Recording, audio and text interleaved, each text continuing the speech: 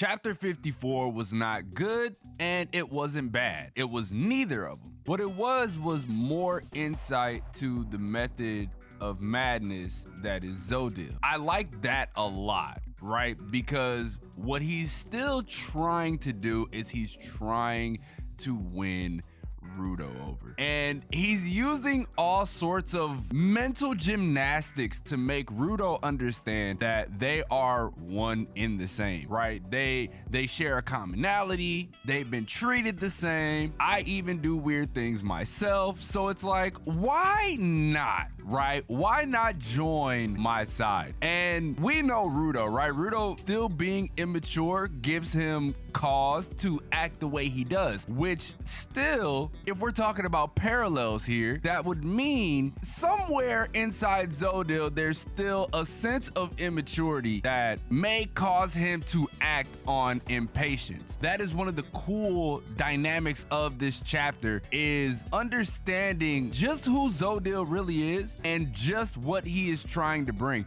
And it's a little bit more of insight as well into maybe what triggered this change in him. Because this whole chapter, like I said, we're just spitballing here. It's the mental warfare part 2. We went from last chapter with Bundus and the mental warfare, right? And then leading into Corvus, and Corvus getting ready to assemble all the troops and make his way there. But this one is Zodil showing his true strategist mastermindedness, if that's even a word.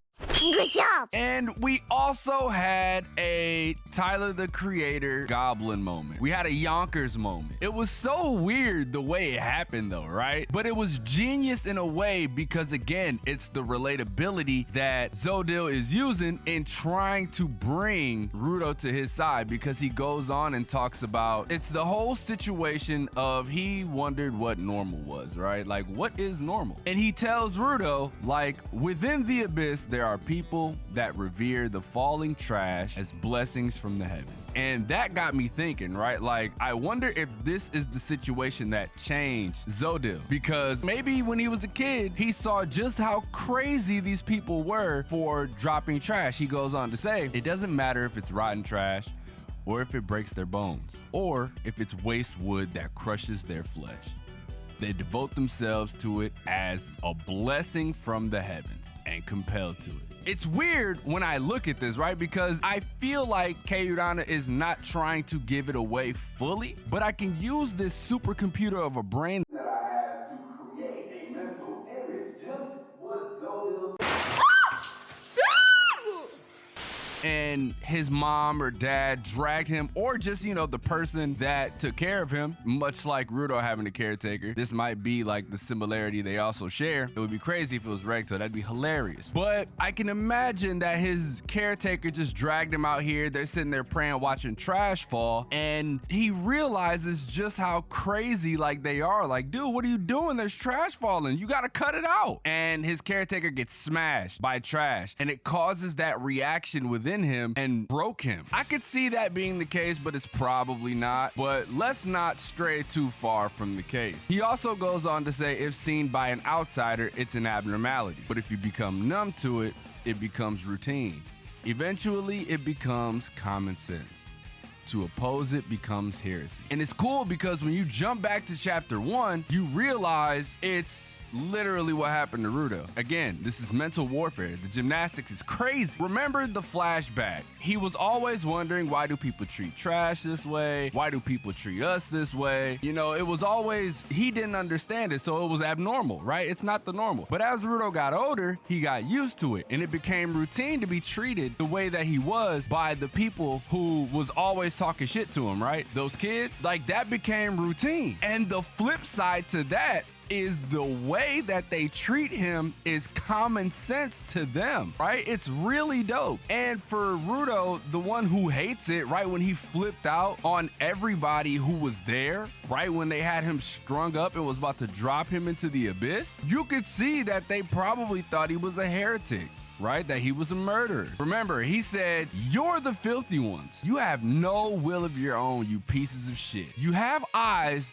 yet cannot see the trash you are. Your ears deny hearing the truth. all of you. I'll send you all to hell.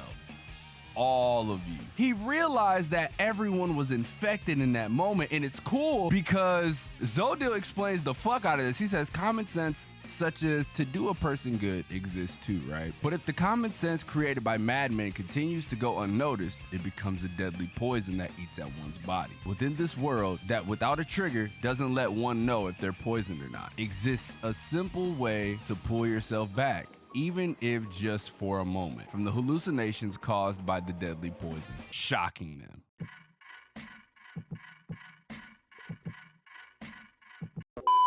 It's crazy because, like I said, this is a parallel to chapter 1. And the reason I say that is because the way that he is explaining everything legitimately gives you the thought process that, oh, he does understand what Rudo dealt with. But again, this is the mental gymnastics, bro. This is the mental warfare. And he's trying to add shock in order to bring him back to reality and be like, all right, so what's the deal? You coming with us now or not? And I like that a lot because he goes on to say, shocking is useful. It brings out people's inner selves by force. It's been brought out of you in the past, hasn't it? By Jabber's shock. You could say that the ball is in our court, right? He hasn't officially won us over yet, but that adds cause for pause, right? He's saying without saying that Jabber is going to beat Zanka because of the shock. But with what we see, even Zanka has his inner monologue, you know? He's seeing that everybody are on the side of geniuses but him. He doesn't think of himself as a genius. And remember, he said this before. He said this, what was that, chapter 4 or 5, when him and Rudo fought? And then he also says it in chapter 24 when we're learning about Rudo's Jinky, right? Like, he calls Rudo a genius. And it causes an inner monologue that really gets you thinking, right? Because what does he truly think of himself? He doesn't consider himself a genius. So is this the way of keeping himself grounded? Is this how he maintains his composure and calm, right? Is that what this is? I think so. I think we are really getting a good look at who Zanka is. But funny enough, this could also be a death flag because we don't know perchance if Zanka has what it takes to complete this task, you know? But I think he does, right? I think he does. I think his prowess and his calm and just his overall ability to assess the situation for what it is what's going to lead him to victory. Now, you guys know that we're not gonna have a chapter until after Golden Week, which is next week, right? So we'll be back on May 9th. I also want to talk about the most important part, right? And I detailed it a little bit in regards to the parallels that are Zodil and Rudo, you know what I mean? And this panel right here was super important to me because of how good the art is. And you can tell that it is affecting Rudo very, very, very seriously, right? Because Zodil says, why do you have the same eyes as me? Why do you have the same eyes as me? What does that mean? He goes on to say, Jabber told me that you and I shared the same scent. He's a strange guy, but he's got a good eye for people. That's why I was all the more interested. I wanted to see you for myself. What I take from this is the fact that they've both been through the same thing, right? Like, think of it in terms of two roads meeting the same path. They run into each other and it's a crossroads, right? What I think is gonna happen, oh man, I literally just thought about this and it's kind of cool, right? Bear with me for a second. They're at a crossroads because they may have been through similar experiences, and those similar experiences created the rage and the cause for revenge that they want to get. But this is where the road splits for Rudo, and we're not even going to bring up Engine in this because obviously Engine has the biggest effect on Rudo because he's like a big brother. But this is where the road splits, and this is where Corvus comes in. So let's say that Corvus and Zodil have been through the same thing, but they take two separate paths. And that is where Rudo has to decide what he's gonna do. Because I can see Corvus talking to him and saying similar things, but saying, I took the high road, so now I'm gonna protect everybody down here, so what are you gonna do, Rudo? It's all about the path of choice here. Is Rudo gonna take revenge seriously and follow Zodil? Or is Rudo gonna continue to trust in what Corvus and Engine and all of the cleaners believe in?